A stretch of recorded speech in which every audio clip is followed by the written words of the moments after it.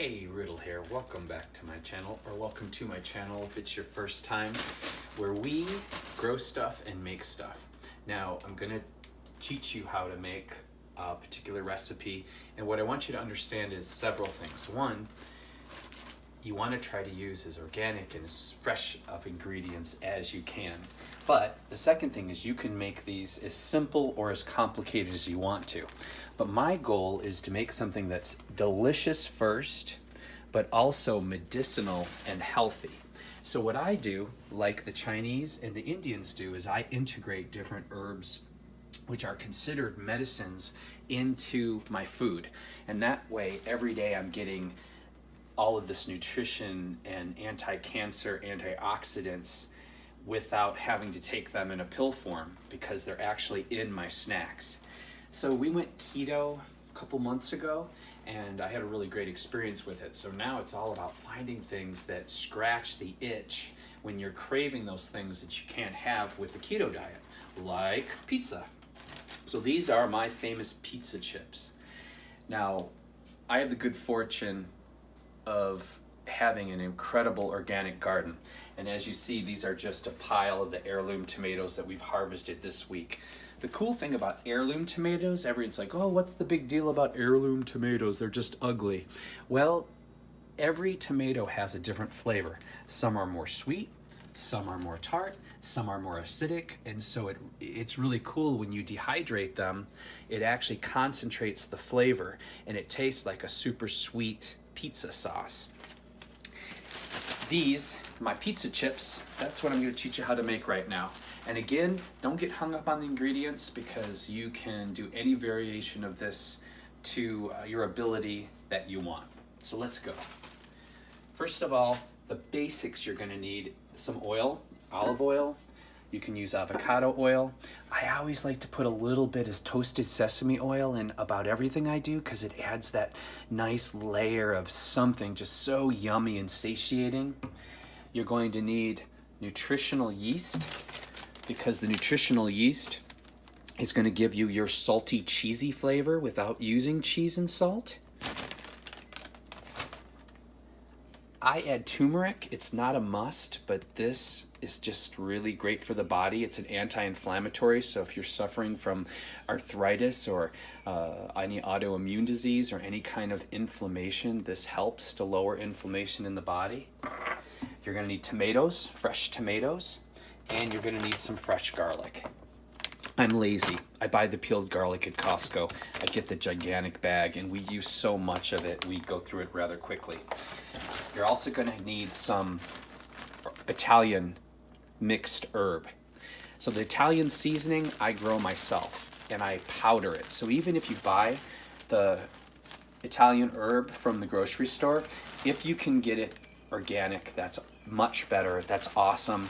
I grow my own, and if you buy it from the store, grind it down in your coffee grinder a little finer, because if you grind it into a powder, it's going to absorb and stick to our pizza chips, our tomatoes, better, and you're going to get more of the flavor, and it'll be easier for your stomach to digest also, and it's not going to, when it dries, it's not going to all fall off to the bottom of the bag. Some of it will, but not as much as if it was in the big flakes. Okay, so here we go. We have our shallow bowl.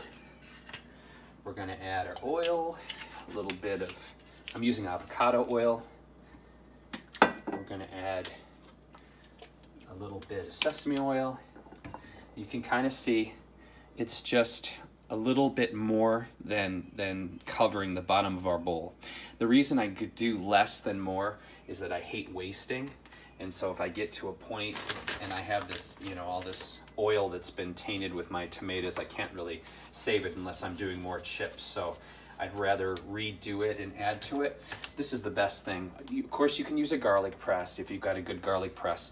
If you want bigger pieces though, my friend claims that when you cut it, it gives a better flavor than when you smash it. I don't know if this is true, but I go halfway and I just use a cheese grater, and it's fast and it breaks it up into really nice smaller pieces that stick to the tomatoes really, really well. So this is again to taste. How much do you love garlic? I love garlic. So I'm going to do 7 or 8 cloves. Okay. Clear off our thing here. Perfect.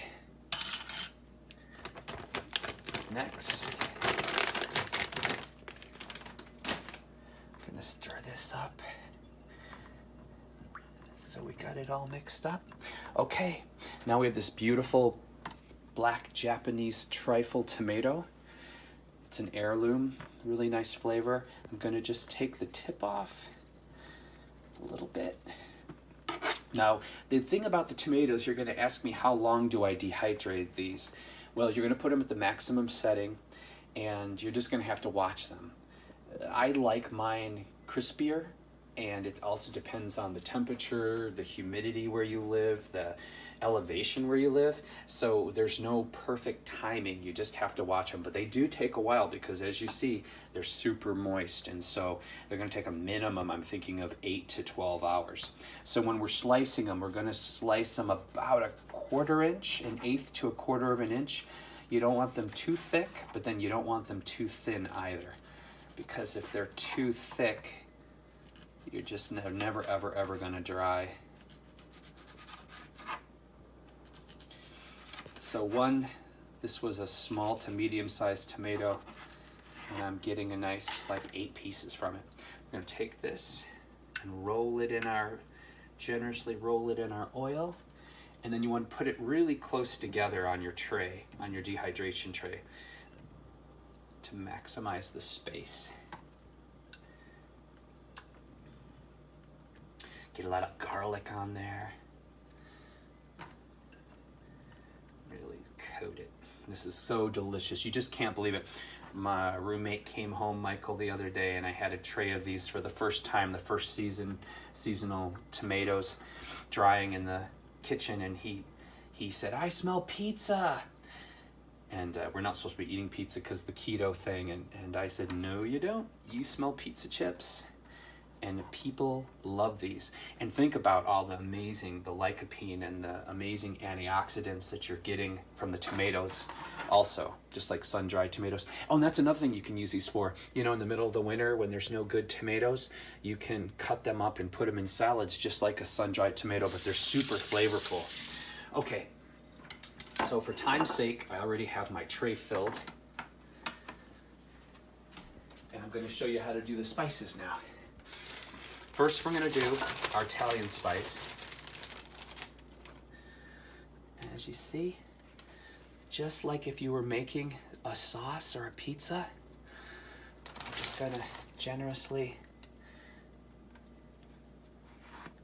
coat each tomato with a fair amount of it. And the cool thing is, because of the oil and because of how juicy the tomatoes are, they really drink this spice in. And I don't do both sides, just like a pizza. We're gonna do one side, and if we're generous enough. Now, you don't want to put too much because you still want to leave room on the tomatoes for our nutritional yeast.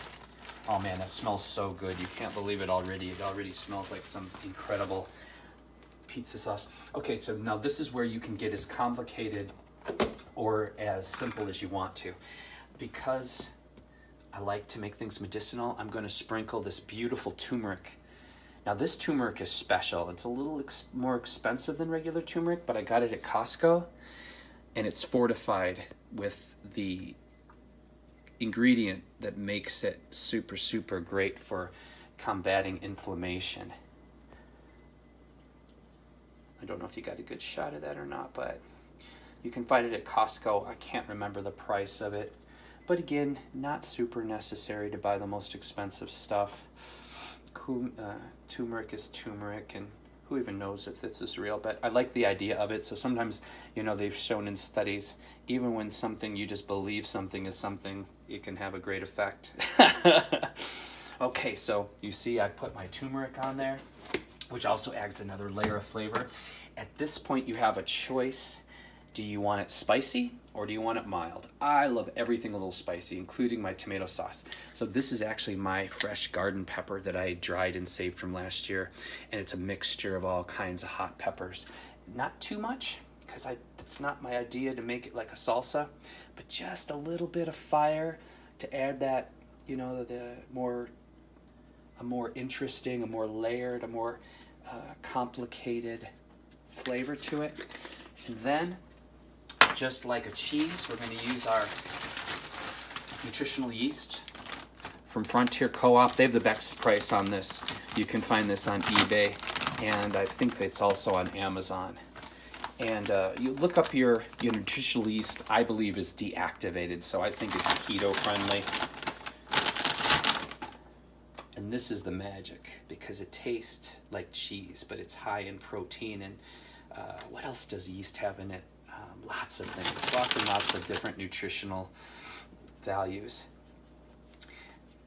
And again, we're not adding salt to this. This is going to be our salty flavor, because we get salt in plenty of other things.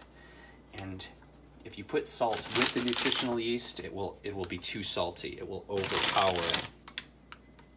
So after we get a beautiful layer of our nutritional yeast, and you want to make sure you get in all the nooks and crannies, then it's time to dry.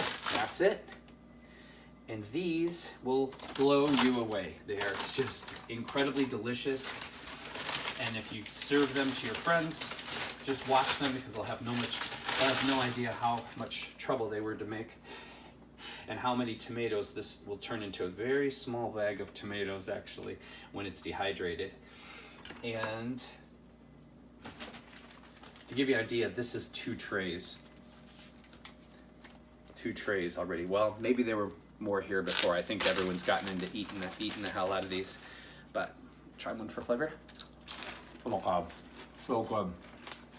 Really, really delicious. And great for you. So there you go. That's how you make keto tomato pizza chips. Bye for now. Hey, if you like my channel, Money Saving Tips, Rants, Raves, please subscribe. It helps. And take care of yourselves, but most of all, take care of each other, because how we treat each other on the street is what really makes our reality. Bye.